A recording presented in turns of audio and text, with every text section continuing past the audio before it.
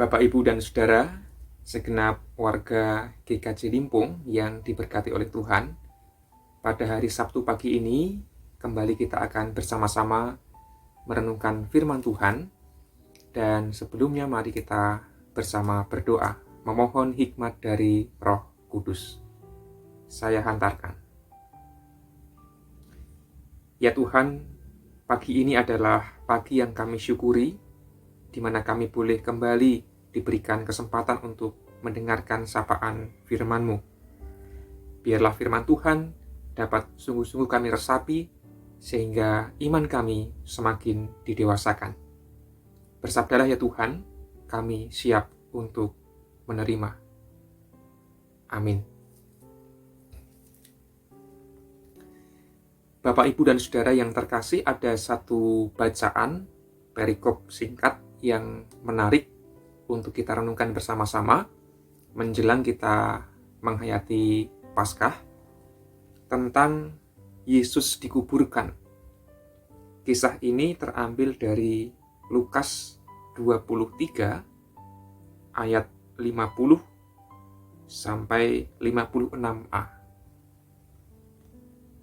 Lukas 23 ayat yang ke-50 sampai 56a. Beginilah kisahnya. Adalah seorang yang bernama Yusuf. Ia anggota majelis besar dan seorang yang baik lagi benar. Ia tidak setuju dengan putusan dan tindakan majelis itu. Ia berasal dari Arimatea, sebuah kota Yahudi, dan ia menanti-nantikan kerajaan Allah. Ia pergi menghadap Pilatus dan meminta mayat Yesus.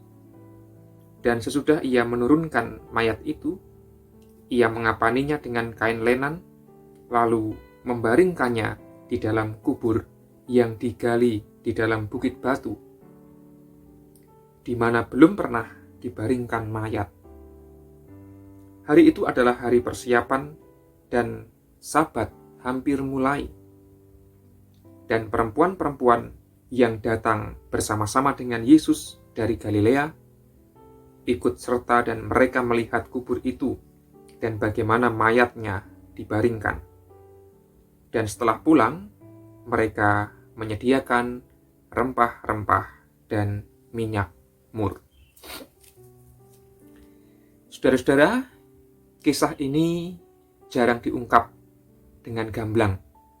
Kisah di mana Yesus dikuburkan.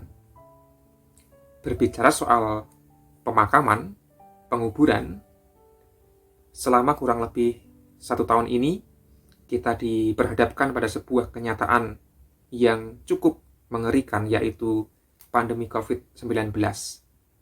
Salah satu pengalaman yang pedih adalah bagaimana ada banyak jenazah, banyak orang meninggal akibat COVID yang tidak bisa dimakamkan atau dikuburkan dengan cara yang cukup layak, seperti dalam keadaan normal.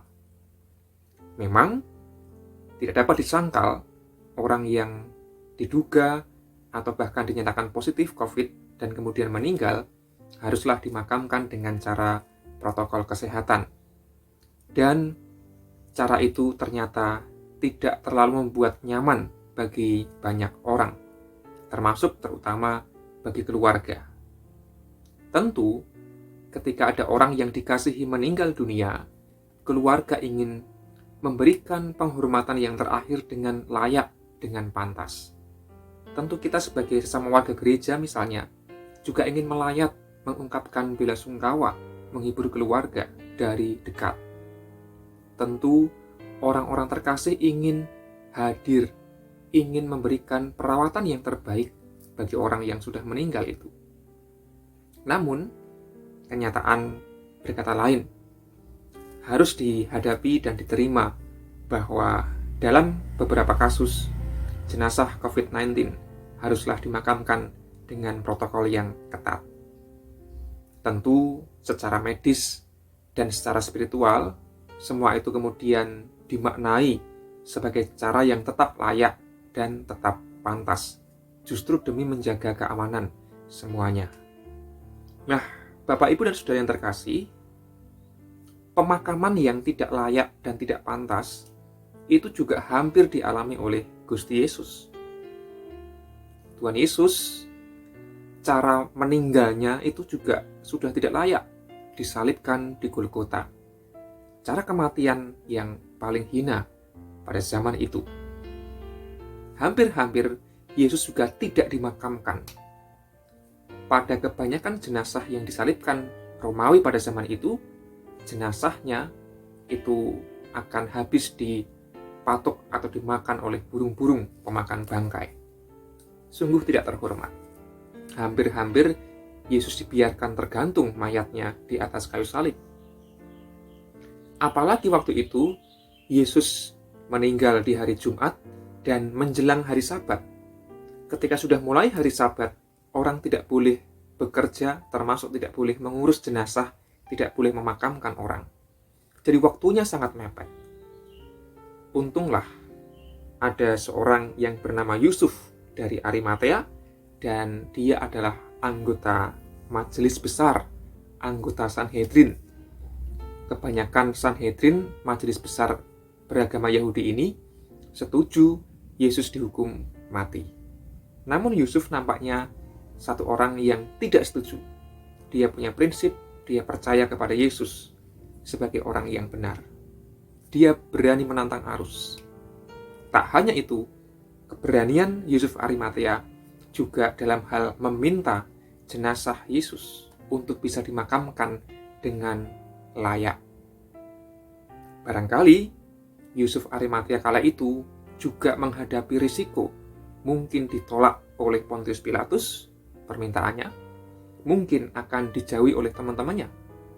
Mengapa dia seorang majelis besar Yahudi kok malah seolah-olah membela Yesus yang kala itu dituduh sebagai penista agama Yahudi? Tindakan Yusuf Arimatea ini adalah tindakan yang penuh risiko. Pun demikian, ia memilih memegang prinsipnya dan berani mempertaruhkan reputasinya. Dia mengorbankan keberaniannya, dan itu semua dilakukan demi Yesus. Dan berkat Yusuf Arimatea, Yesus pun kemudian bisa dimakamkan dengan cukup layak, meskipun dengan waktu yang tergesa-gesa. Karena hari itu adalah hari persiapan dan Sabat hampir mulai. Demikian yang disebutkan di ayat yang ke-54. Selain ada Yusuf Arimatea, ada juga para perempuan. Perempuan-perempuan yang datang bersama-sama dengan Yesus dari Galilea ikut serta, dan mereka melihat kubur itu dan bagaimana mayatnya dibaringkan. Mereka melihatnya. Setelah pulang mereka menyediakan rempah-rempah dan minyak mur.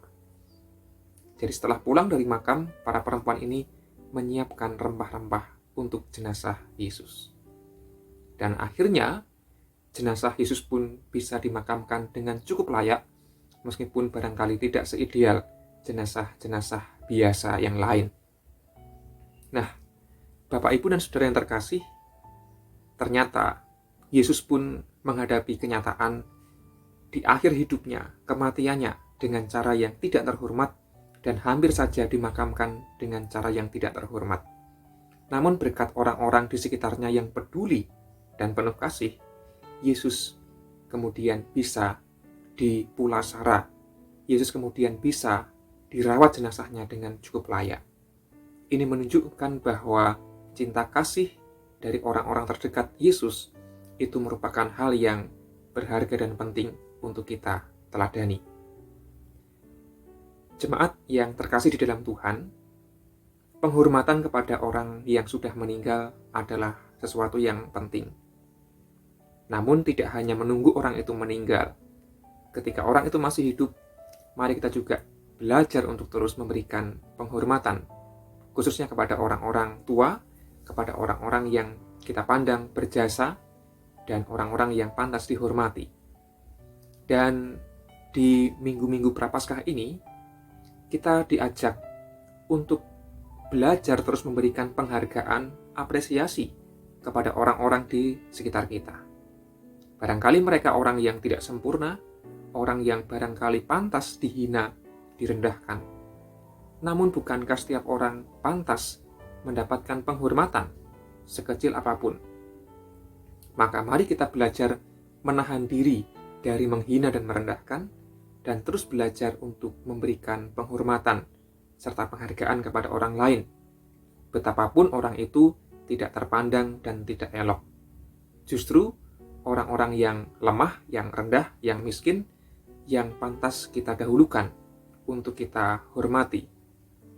Kiranya dari firman Tuhan pagi ini kita bisa belajar menjadi orang-orang yang semakin bisa menghargai sesama kita. Karena setiap orang pantas dihargai dan pantas diperlakukan dengan layak. Demikian firman Tuhan, kiranya Kristus memberkati kita. Amin. Mari kita berdoa. Ya Tuhan, kami ingin belajar dari Yusuf Arimatea, serta para perempuan yang memakamkan Yesus, yang mempersiapkan rempah-rempah dan mur untuk jenazah Yesus. Sebuah bentuk penghormatan kepada orang yang dikasihi. Ya Allah, kami juga hidup dikelilingi oleh orang-orang terkasih kami. Ajarlah kami untuk saling menghargai dan saling menghormati, baik itu anggota keluarga, sesama warga gereja, maupun tetangga dan masyarakat. Bahkan kami pun Tuhan berikan pengajaran untuk memberikan penghormatan dan apresiasi kepada semua orang, termasuk kepada orang-orang yang barangkali tidak elok, bahkan orang-orang yang kami pandang rendah serta jahat.